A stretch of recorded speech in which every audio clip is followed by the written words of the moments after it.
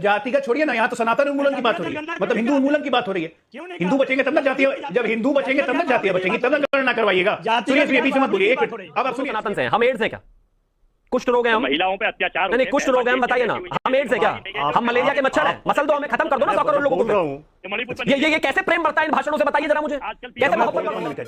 बचेंगे राहुल गांधी, क्योंकि वो हिंदू नहीं है, पारसी पिता ईसाई माता के पुत्र है, हिंदू नहीं है, जबरदस्ती झूठ मूठ का गेरुआधारी ब्राह्मण तो जनेऊधारी ब्राह्मण, कश्मीरी ब्राह्मण अंडा बोलते रहते हैं। सच्चाई है कि राहुल गांधी, प्रियंका गांधी दोनों हिंदू नहीं है। बच्चे समझी रणनीति का हिस्सा है ये। मुंबई में ये स्ट्रैटेजी तय हुई कि सनातन धर्म पे गाली देनी है, दक्षिण से शुरू होगा, उत्तर में आरजेडी थामेगी और कांग्रेस नेता इंडोर्स करेंगे और बाकी चुप हो जाएंगे और धीरे धीरे दूर हो जाएंगे। जो कि नमस्कार दोस्तों, स्वागत है आप सभी का। आप देख रहे हैं हिंदुस्तान पॉइंट ऑफ व्यू। दोस्तों आज मैं जिस वीडियो पर रिएक्शन देने वाला हूं वो वीडियो है times now Bharat YouTube channel का। दोस्तों आज की डिबेट होने वाली है बीजेपी के प्रवक्ता अजय आलोक और लालू यादव के प्रवक्ता नवल किशोर के बीच में। दोस्तों जो एंकर नाविका कुमार ने लालू यादव के प्रवक्ता नवल किशोर से पूछा कि क्या उदयनिधि स्टालिन के बाद अब आरजेडी भी सनातन का नाश करने पर तुली है, क्या चाराचोर को सनातन धर्म से इतनी नफरत क्यों है? तो दोस्तों ये लालू यादव का प्रवक्ता चाराचोर लिब्रांडू बोला कि हम सनातनी को नहीं मानते, सनातन धर्म से हमें बहुत ज्यादा नफरत है, हम तथाकथित सो कॉल्ड चुस्लाम मजहब को मानते हैं। तभी अजय आलोक ने इस चाराचोर और जमीन घोटाले के प्रवक्ता को उठाकर डिबेट के बाहर गटर में डाल दिया। दोस्तों यदि आप चैनल पर नए हैं, चैनल को अभी तक सब्सक्राइब नहीं किया तो प्लीज चैनल को सब्सक्राइब किए बिना मत जाइएगा। तो चलिए हम लोग मेन वीडियो को स्टार्ट करते हैं। जिसे यही सवाल पूछती हूँ, नवल किशोर जी, क्या आप सब सहमत हैं इस भाषा से, इस प्रयोग से? देखिए नाविका जी, जो बात बोली गई है वो बहुत संदर्भ में बोली गई है और जो वहां पे रिप्रेशन है या जो एक्सप्लॉयटेशन है या जो जातिगत गैर बराबरी है उसके तरफ है। और आप योगी जी से पूछना चाहिए था कि भाई जब योगी जी मुख्यमंत्री बने तो अपने आवास का शुद्धिकरण क्यों किए, क्योंकि पिछला मुख्यमंत्री था उनसे पहले। पूछना चाहिए था कि जब बिहार के मुख्यमंत्री थे जीतन राम मांझी तो उसको जब वो मंदिर गए तो उसको क्यों गंगा जल से धोया गया।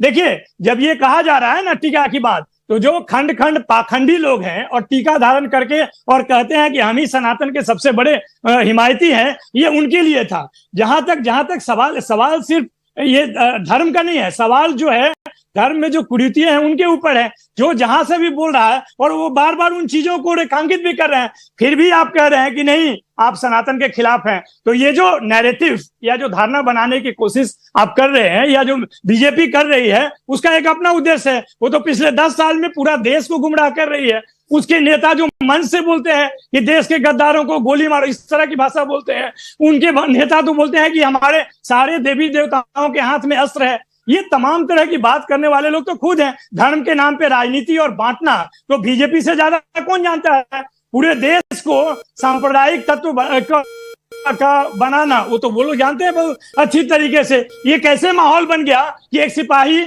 खड़ा होता है और अपने बॉस जनजातीय बॉस को गोली मार देता है और खोज के 3 मुसलमानों को गोली मार देता है। देखिए संदर्भ जहां पे ये कहा जा रहा है, इधर उधर की बात ना कर नवल किशोर जी। अगर जगदानंद जी को कहना था कि कुछ टीकाधारियों ने किया तो वो कहते कि कुछ टीकाधारियों ने इस देश को गुलाम बनाया, लेकिन उन्होंने ऐसा नहीं कहा। उन्होंने कहा टीका लगाकर जो लोग घूमते हैं उन्होंने देश को गुलाम बनाया। और जो डीएमके के नेता कह रहे हैं उन्होंने भी कुछ लोगों की बात नहीं की, उन्होंने पूरे सनातन धर्म की बात की है। और मैं अजय आलोक जी आज आपसे पूछना चाहती हूं, ये आज अलायंस बचाने के लिए सनातन धर्म को त्यागने की कोशिश हो रही है या मासूम है इतने नवल किशोर जी के उन्हें समझ ही नहीं आ रहा उनके अपने नेता क्या कह रहे हैं? नहीं, नवल किशोर जी को सब समझ में आ रहा है कि उनके नेता क्या कह रहे हैं, लेकिन मुझे तो आश्चर्य ये लगता है कि जगता वो कहते हैं कि तिलक लगाने वालों ने देश को गुलाम बनाया, तो लालू जी तो 25 साल से तिलक लगा के घूम रहे हैं। उनके बड़े पुत्र तेज प्रताप यादव तो रात में सोते हुए भी टीका लगा के घूमते हैं, कृष्ण भक्त है वो। तो पहले उन्हीं को बोल दीजिए। और दूसरी बात, उन्होंने बात की सनातन धर्म खत्म करने की, सनातन उन्मूलन करने की। तो सनातन उन्मूलन में तो हम सब का उन्मूलन हो जाएगा।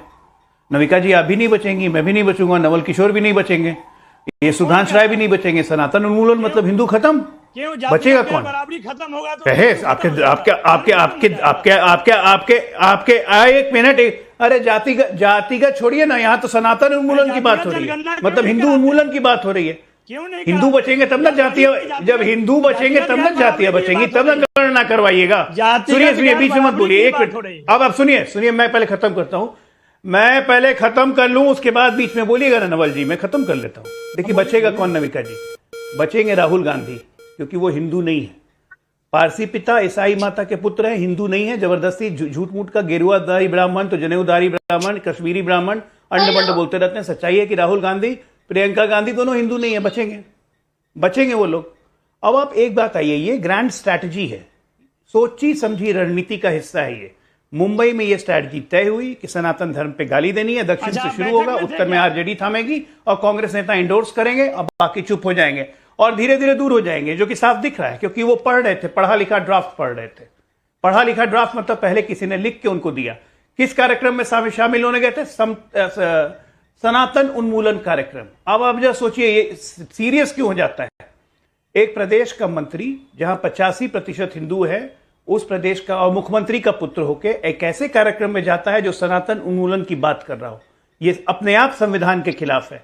कल को मान लीजिए कोई भी मंत्री किसी प्रदेश का ईसाई उन्मूलन कार्यक्रम में चला जाए, दूसरा मंत्री मुस्लिम उन्मूलन कार्यक्रम में चला, इस्लाम उन्मूलन कार्यक्रम में चला जाए, कोई केंद्र का मंत्री इस तरह से करने लगे तो अब तो चल लिया देश। अरे कोई भटकने ये सीरियस बात है, ये इसको ये हल्के में लेने की नहीं है। जाति का जय गैराबरी नहीं, या हिंदुओं को सनातन को खत्म करने की बात की गई। और मुझे अफसोस हो रहा है कि आरजेडी डिफेंड कर रही है उसे।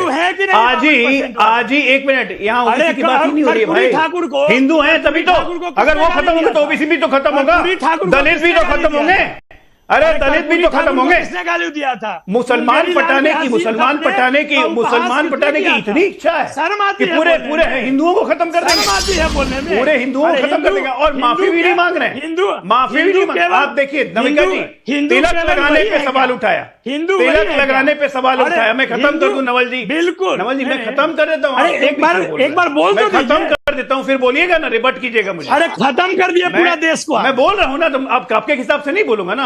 आप मैंने खत्म कर दिया, मुझे अपनी बात खत्म करने दीजिए जी। आपके अध्यक्ष ने कहा कि टीका लगाने वाले देश को गुलाम करते हैं।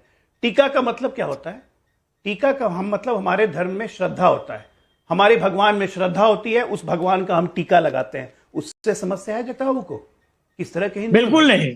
अपने भगवान का टीका लगाने पे मुझे शर्म आएगा? जरा मुसलमान को तो बोलिए, टोपी नवाज करते हो, हिम्मत है? नहीं आ गया क्या? तो कैसे उन्होंने कहा कि टीका नहीं लगाना चाहिए? अरे कैसे उन्होंने कहा? खंड करते हैं सारे मुसलमान टोपी जो पहनते हैं। नहीं, पाखंड क्या होता है? किसी की आस्था है और अक्सर जो हिंदू जाता है मंदिर में वो टीका लगाता है। अब जगदानंद जी नहीं लगाते होंगे, वो उनकी इच्छा, लेकिन अक्सर जो लोग लगाते हैं और आपके अपने नेता लगाते हैं भाई। और कोई किसी को अगर गाली दे रहा है तो मैं उस पर नहीं जा रही हूं, मैं बिल्कुल जस्टिफाई नहीं कर रही हूं। अगर इस तरह की कोई गाली गलौज कोई कर रहा है लालू जी के साथ, मैं बिल्कुल जस्टिफाई नहीं करूंगी उसको। जो भी कर रहा है गलत है। लेकिन बात यह है कि जगदानंद जी ने जो कहा, अगर आप उससे सहमत हैं और उसको बचाने की कोशिश कर रहे हैं, तो कहीं ना कहीं आपकी नियत पे, आपकी धर्म की तरफ, श्रद्धा में तो खोट नजर आएगा।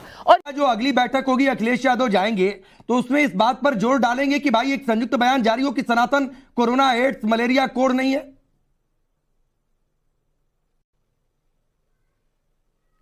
समाजवादी पार्टी और इंडिया गठबंधन में जुड़े हुए सभी 28 दल भारत के संविधान में विश्वास रखते हैं, भारत के संविधान के अनुसार चलना चाहते हैं, भारत को जोड़ना चाहते हैं, भारत के नागरिकों में प्यार, मोहब्बत, एकता कायम करना चाहते हैं।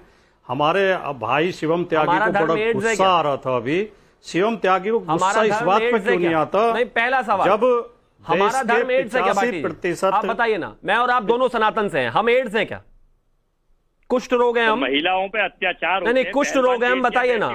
हम एड्स हैं क्या?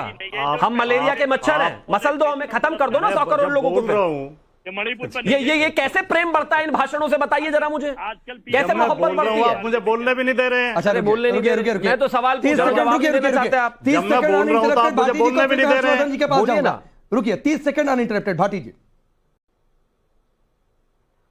आपको शिवम त्यागी उस समय गुस्सा क्यों नहीं आता जब देश के 85% पिछड़े दलित लोगों के साथ अन्याय होता है, जब आदिवासी के सिर पर बीजेपी का कार्यकर्ता पेशाब कर देता है, आपको तब गुस्सा क्यों नहीं आता? जब देख दलित दूल्हे को घोड़ी पे नहीं बैठने दिया जाता, आपको तब गुस्सा क्यों नहीं आता? आप जब दलितों को मंदिर में नहीं घुसने दिया जाता, भाटी जी मैंने मान लिया, शिवम त्यागी गलत, उनकी विचारधारा गलत, तो आपको कम से कम सनातन पर जो अटैक हुए उस पर आप ही को गुस्सा आ जाता। हर्षवर्धन जी, शिवम माफी के साथ थोड़ा सा वक्त बहुत कम है, हर्षवर्धन जी सनातनी सहनशील है या फिर इसी तरीके से वोट मिलेगा? ये तय हो गया कि पॉलिटिक्स इसी डायरेक्शन में चलेगी? नहीं, देखिए पहली बात तो मैं ये कहूंगा सनातनी सहनशील था, है और रहेगा।